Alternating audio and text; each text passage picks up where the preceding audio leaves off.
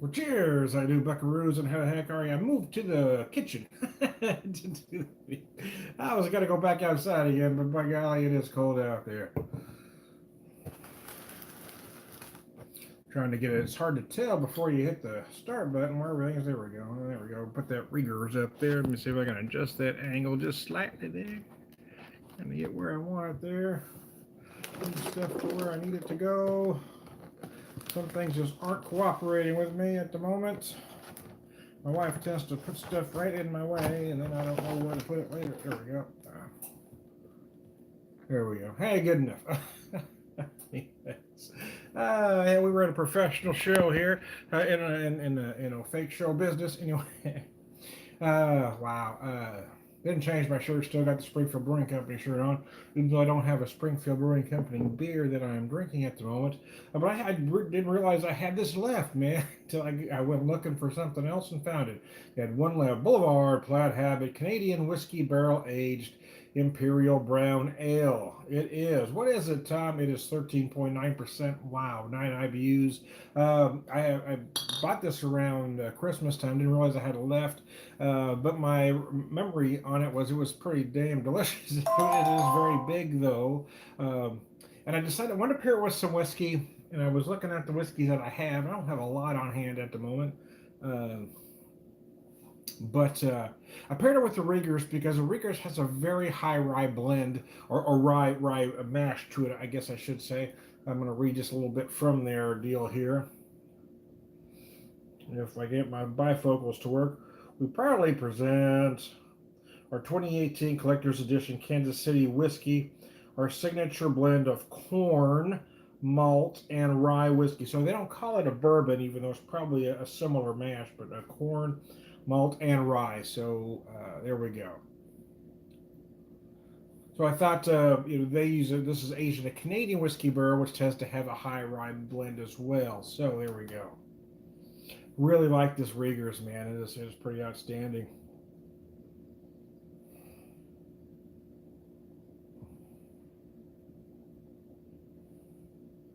The nose is rather sweet, a blend of sweet and spicy. You feel like you get a lot of molasses on the nose. To those watching, cheers. Feel free to contribute if you like. I'm going to keep talking regardless. Anyway, I don't care, man. Oh, you might feel some dark fruits in there, as I said all that. You might feel some figs, some date in there. Excuse me while I try to adjust something here. There we go. That ain't gonna work. But anyway, I kept trying to fix it and it just won't fix, man. It's just the way it is. Corn rye malt whiskey. Yeah, it is rather sweet on the nose. I feel like I'm getting some molasses, like a deep dark brown sugar.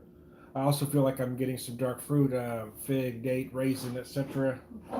Almost feels like candied fruit, right? Like some like cherries you'd find in it has fruitcake like notes. You know, if you follow me, it feels very bready, very sweet, like a dried candied fruit kind of feel, man. So let's switch that to the beer here.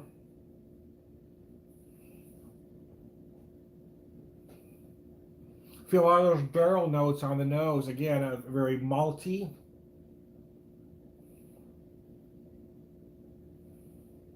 Again, similar. I feel like I'm getting molasses, deep dark brown sugar. This is a brown ale. It's not an imperial stout. So it's interesting to see brown ale. The first brown ale that I remember seeing, I know there were others, but the first one that I had, a big imperial barrel aged brown, was Mother's Imperial Three Blind Mice. And then I saw this one this year and I wanted to kind of compare it. This has a lot more ABV though. I believe the Mother's runs, I don't know, can't remember if it was 10 or 11, but this at 13 is a monster. So you want to drink accordingly, right? Oh, that's gorgeous. A big malt. Again, I feel like I'm getting some nutty toffee notes. I almost feel like you get some hazelnut-like notes in there, as well as again a deep dark brown sugar. But I feel like I'm getting some. You don't typically get fruity esters out of a brown ale, but maybe the barrel aged, the rye barrel has imparted some dark fruit notes as well. And a lot of that, man, a lot of that's interpretation, right? I've had folks, there are some snobby craft beer drinkers that will tell folks they're wrong. Well, if that's what they taste, that's what they taste. They're not wrong. You can only taste what you know. For beer impart specific flavors, but if you've never had those flavors, if you don't have that in your bank, you're not going to taste that. You're going to interpret that as something else, and I think that gets overlooked sometimes. You're going to taste what you know.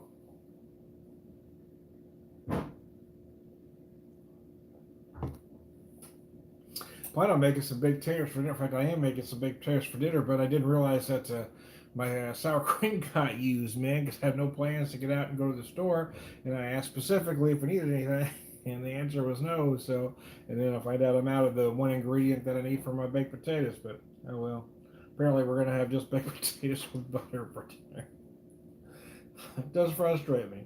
I don't mind stuff being used, but you gotta tell me. Let me know. Anyway, I digress. Well, mostly because I do about 90% of the cooking around here. So if something gets used, I'm planning a meal and I don't have something, case in point, I'm planning on baked potatoes and I'm out of the ingredient that I want. Anyway. So I'm hoping that the whiskey, the whiskey and the beer will ease that frustration just slightly. Anyway, I digress. So I kind of use you people out there in the video medium as my therapist. If I was seeing a therapist, I would say those things. But since I have you people, I just say everything out loud, man. I do like this whiskey a lot. I know I've said that before, but it is a beautiful whiskey. It just makes me happy all over in all sorts of areas. Yeah, it's just beautiful. It runs between 35 to 40 a bottle, which isn't too pricey, I don't think. There are, I think for the price point, I gotta tell you, it's probably one of my favorites in that particular range. I ended up getting it, so they had this set with this bourbon, the holiday set with the bourbon, their gin and their vodka. And it had been running about $100, and I just wasn't going to pay that. But right after the holidays, they had it on sale for 60. So for all three bottles for $60, well, hell, that's a bargain. And $20 a piece, hey, I'm in. We can do that, man. But yeah, I mean, even at full price, at 35 to 40, it typically runs about 37.98. I see it in most stores typically. Sometimes slightly less, sometimes slightly more. But the bottom line is probably worth every penny. It is that good. It has a lot of nuances. It's just, and then it just lends itself well to neat drinking. You talk about people talk about aged whiskeys. There was a remark the other day about having a 21-year-old bourbon, but a bourbon doesn't necessarily need to be 21 years old to be great. You talk about aged scotches or aged Irish whiskeys. Yeah, you'd have 16, 18, 21, and it's become rather a snobby thing to say, well, I don't like the 15. I only drink the 18. Well, it's great if you've got that kind of disposable income, but most people don't. But bourbons are a little bit different animal, even though this isn't a bourbon, it is a Kansas City whiskey. But this type of whiskey, this American whiskey, really is a different animal. Especially a lot of these smaller distilleries are doing it in a smaller batch. It doesn't have to be as old. And I've had many from small distilleries that are between 2 to 4 years old that are better than its commercial counterparts at 4 to 8 years old. So it's not always about the age. You've got to taste it. You've got to see you've got to taste the maturity. In this case, I don't know how long they age this thing, but it's gorgeous as is.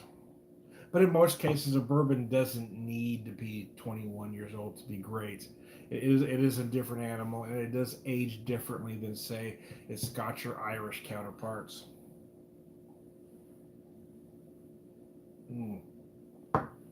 So there you go. Cheers, and how do you do, buckaroos?